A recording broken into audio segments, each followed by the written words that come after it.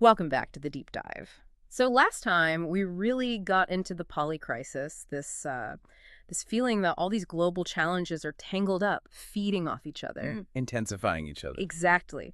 So today we want to kind of take the reins back a bit. Our mission here is to explore how we can actually understand and maybe even influence these complex interwoven systems proactively. Right. Moving beyond just reacting. Yeah. We're going to focus on, the cutting edge research and the community engagement that's needed to spot those key intervention points. Things like stressors, leverage points. And those crucial tipping points within these really complex systems. Yeah.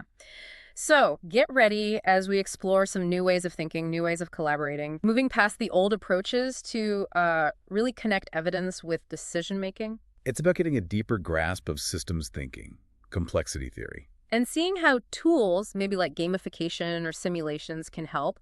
And crucially, getting the right voices around the table. That's a perfect setup. Because, as you said, the polycrisis isn't just like a list of separate bad things happening. No. One source we looked at called it a tangled web of simultaneous crises that feed into and amplify each other. Yeah. It really highlights the systemic and cascaded nature of these threats. Cascaded. I like that term. Yeah. Think about it, climate change, economic wobbles, political tensions. Yeah. They're not islands, right? One crisis ripples out, makes another worse, and then that bounces back and makes the first one even harder to deal with. It sounds exhausting just thinking about it. And I imagine a huge roadblock to even starting to untangle this is, well, how we tend to work in our separate boxes, right? Oh, absolutely. That tendency to operate in distinct silos. Yeah. It's like experts in different fields are almost speaking different languages. They dissect these deeply connected problems into isolated bits. And lose the big picture. Completely lose sight of the larger complex system. And this fragmentation, it really holds back effective governance. It just wastes resources too. It's a critical point. And does this siloed thinking, does it affect the kind of evidence or data we even collect? Definitely. It extends right into our evidence base. Yeah. A lot of the global published research, well, it often falls short. Oh, so. It tends to be correlational and descriptive, which, sounds okay, but it basically means it's good at describing what happened. Like there was a heat wave, there was an economic dip. Not how they tangled together. Exactly. It misses the crucial how and why they spiraled. It's like a detective just listing clues without connecting them. And worse, the research is often geographically limited. We see far fewer studies from places really on the front lines: Africa, Latin America, the Western Pacific. Even national policy documents, like some from Burkina Faso were mentioned, they might list the challenges, but they often don't operationalize how these challenges actually interact. They don't connect the dots in a practical way. So it's not just needing more data, it's needing the right kind of data and maybe more importantly, using it differently, systemically. But, even before we get to the data, what about the human element, the mindset? Is that a barrier? Oh, hugely. You've hit on something really fundamental there. A critical first step, maybe the critical step, is shifting how leaders see these problems. What do you mean? They need to stop seeing global challenges as these sort of abstract external issues. Jetting out there. Right. And start recognizing them as deeply connected to their organization's purpose and future. But that means confronting some really ingrained beliefs. Like what?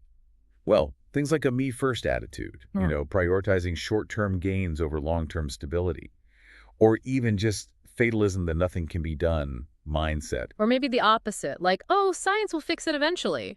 Exactly. That science will save us belief. It can actually reduce the urgency for action now because people think, oh, we just need to wait for some tech breakthrough. Until leaders truly internalize these issues as their problems, genuine action is really difficult to spark. That's a massive mindset shift. Because once you get past those barriers, you realize you absolutely cannot tackle this stuff alone. Precisely.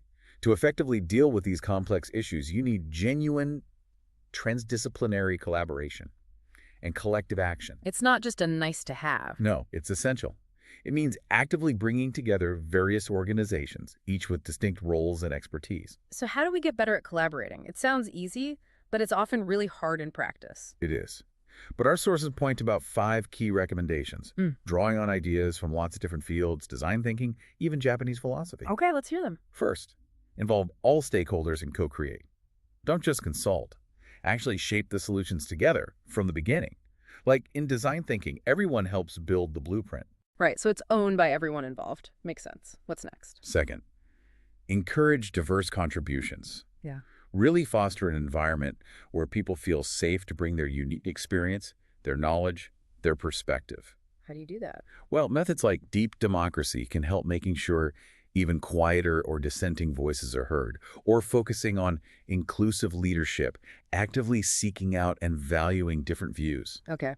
Number 3. Third, focus on meaning and shared values. Find that common ground. What's the shared purpose that motivates everyone? Sometimes storytelling can help unify people, or exploring concepts like ikigai, that Japanese idea of reason for being but for the group. Aligning purpose. Got it. 4th. Fourth, connect the solutions and the future. It's easy to get overwhelmed by the problems, right? Definitely. Paralyzing sometimes. So focus on what you actually want to achieve together. Think about tools for transition makers, or ideas from positive health, not just fixing illness, but actively building well-being. Shift the energy to building what's right. Love that. Positive focus. And the last one. And fifth, match collaboration to the situation and goals. Be adaptable. The way you collaborate shouldn't be one size fits all. Maybe it's a community of practice for ongoing learning, or dedicated interdisciplinary research for a specific tough problem, or even fostering boundary crossing for innovation, getting people from totally different fields together to spark something new. That adapt approach seems crucial. And are we seeing this kind of collaborative spirit in action? Any examples? We are, actually. Look at the European Commission's Polycrisis Exploration tool. Oh, yeah. What's that? It's basically a 3-step workshop model. It's specifically designed to harness collective intelligence. They bring together policymakers, experts, stakeholders, a really diverse group. To do what? To enhance risk awareness first, then map out possible future polycrises, and finally, collaboratively pinpoint policy interventions. It really pushes out-of-the-box thinking and collaborative problem-solving. That sounds promising. Harnessing collective intelligence. And it's not just new tools. Even huge international players like the WHO and the World Bank organizations that weren't always natural partners have shifted. Really? How so? They apparently went through a phase of pretty intense competition, driven by, ideological differences and the pursuit of dominance. Sounds familiar for big orgs. But eventually, the negative repercussions of that competition just became too obvious. It forced them towards what's called normative cooperation. They started learning from each other, aligning strategies. Any specific examples? Their joint support for universal health coverage is one, or the creation of the pandemic fund. It shows that even rivals can be pushed towards collaboration when going it alone clearly isn't working. That's a powerful lesson in pragmatism. But collaboration isn't just for the big players, right? What about, regular people, communities? Absolute critical. One expert put it beautifully. Science is not enough to change the world. It must be allied with collaboration action across society. It means ensuring research actually tackles problems that matter to local communities, Right. and making sure the research community itself is diverse and representative. It's about bringing citizens into the process. Not just delivering findings from on high. Exactly. Because if the old science isn't enough and collaboration is vital, then we also need to think differently, right? The traditional ways just aren't equipped for this level of complexity. Which brings us back to needing new ways of thinking. Precisely. Traditional linear thinking, A leads to B leads to C, it's just insufficient. We need a greater use of complexity science and systems thinking. Okay, unpack that a bit. Systems thinking, Yeah. complexity. Think of systemic risk like a complex ecosystem, not a simple machine. Tug one part and the effects ripple out in ways you might not expect. That's the nonlinear aspect. Small changes can have disproportionately large effects. It's embedded in these deep, complex causal structures. The leaders need more than just facts. Yes. It's not just about what they know, but how they think. Expanding their capacity to see connections, embrace uncertainty, this idea of vertical development. It's about fundamentally changing how you process information and see the whole system, not just learning more stuff. Okay, that framework helps. So if we adopt this systems view, how does it help us identify where to actually intervene effectively? We hear terms like leverage points and tipping points. Right, let's take those. Donella Mehta's idea of leverage points is influential.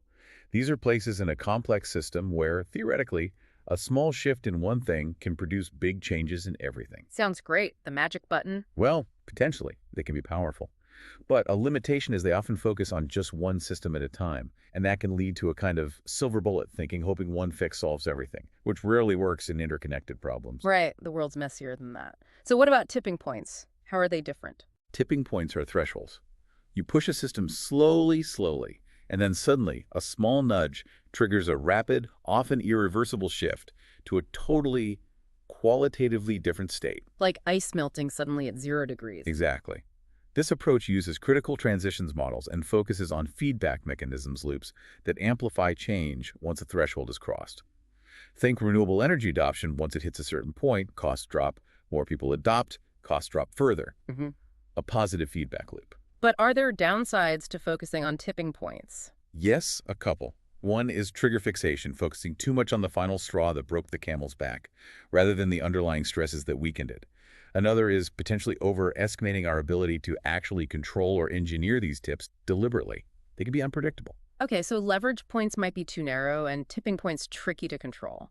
How do we get a more holistic view of the possible futures these interacting systems could lead to? This is where visual tools like multisystemic stability landscapes come in, sometimes called 3D landscapes. Imagine a terrain map with valleys and peaks.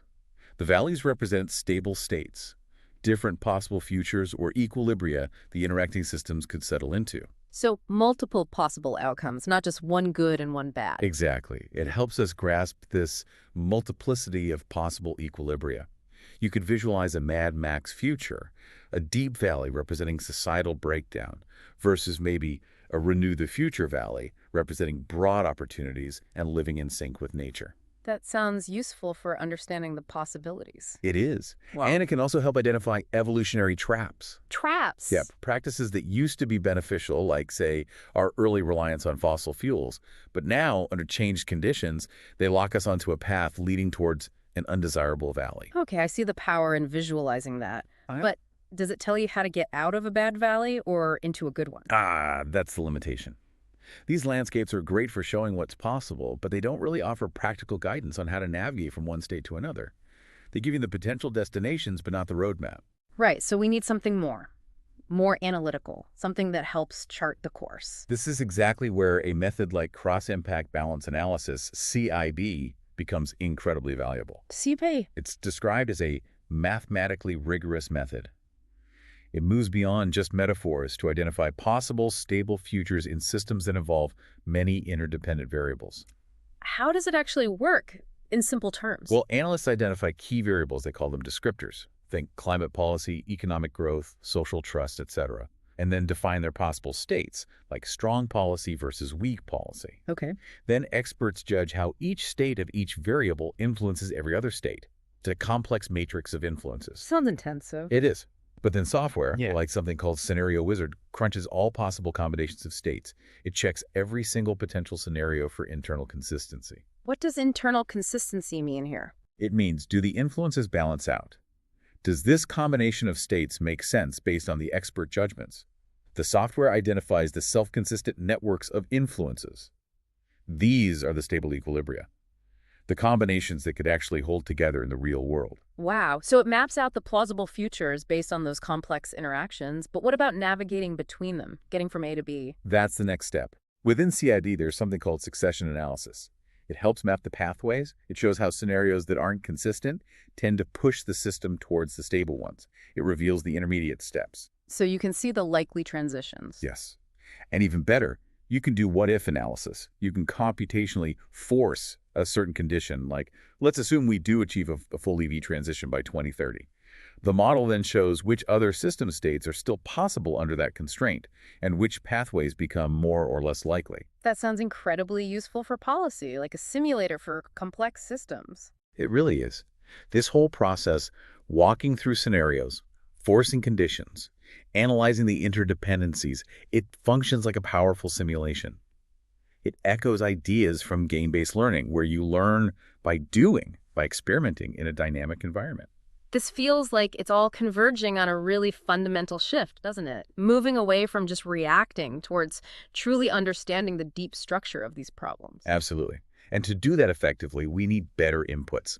We urgently need more diverse research methods, studies that track changes over time, longitudinal, researchers working within the systems, embedded, genuine transdisciplinary work that breaks down silos. And better data organization. Yes, developing multidimensional data sets, maybe even a shared polycrisis data repository to help different sectors work together using common information. And it's not just about the data and methods, it's about the people using them. Leadership development needs to change too. It has to.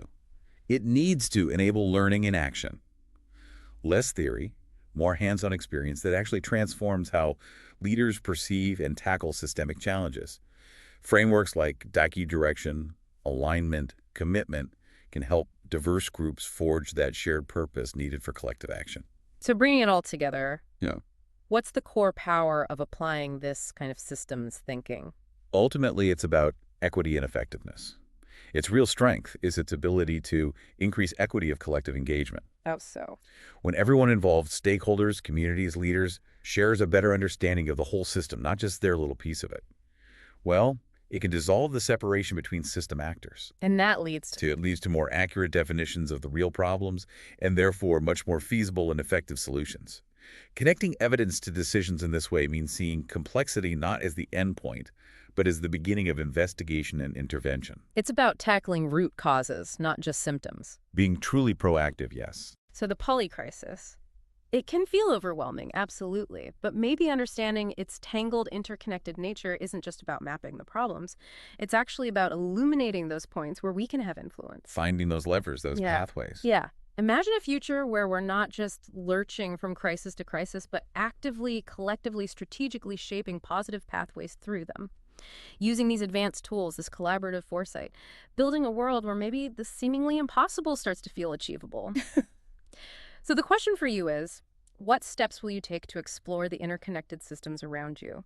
How might you apply some of this thinking to your own challenges?